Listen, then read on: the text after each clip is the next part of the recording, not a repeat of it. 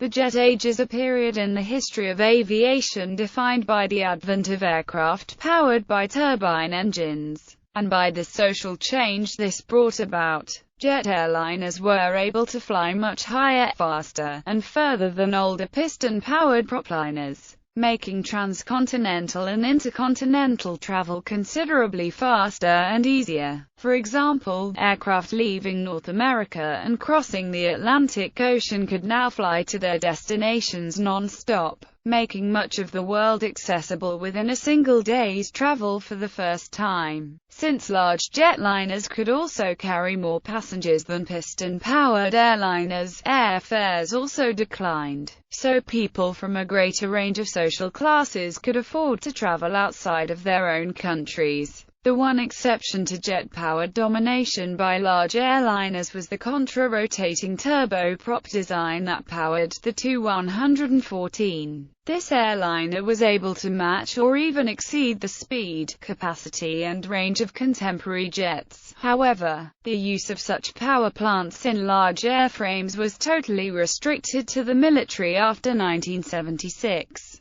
The introduction of the Concorde supersonic transport airliner to regular service in 1976 was expected to bring similar social changes, but the aircraft never found commercial success. After several years of service, a fatal crash near Paris in July 2000 and other factors eventually caused Concorde flights to be discontinued in 2003. This was the only loss of an SST in civilian service. McDonnell Douglas, Lockheed and Boeing were three U.S. manufacturers that had originally planned to develop various SST designs since the 1960s, but these projects were eventually abandoned for various developmental, cost, and other practical reasons. Origins. The term jet age was coined in the late 1940s. At the time, the only jet-powered aircraft in production were military types, most of which were fighters.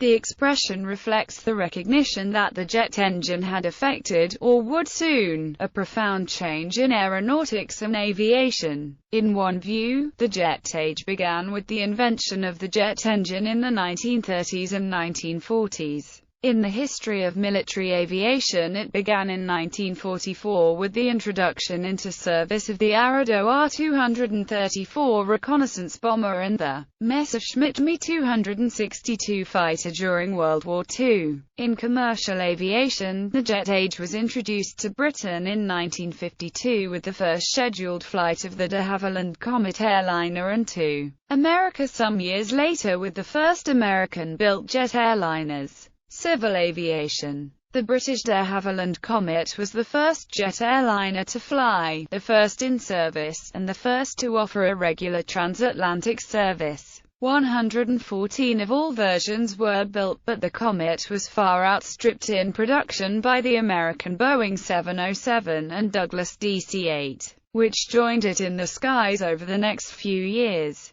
Other types of the period included the Soviet Tupolev Tu-104 and the French Sud Aviation Caravelle. When the Boeing 707 began service on the New York to London route in 1958, this became the first year that more transatlantic passengers traveled by air than by ship. As the number of passengers soared, it became impractical to fly more aircraft from the major hub airports. Instead, designers created even larger wide-body airliners and the engine manufacturers responded with larger, more powerful and also more fuel-efficient engines. The first jumbo jet was the Boeing 747, and it both increased airport passenger capacity and reduced the cost of air travel, further accelerating the social changes brought about by the jet age. Military aviation. Military aviation had entered the jet age somewhat earlier, during the closing stages of World War II.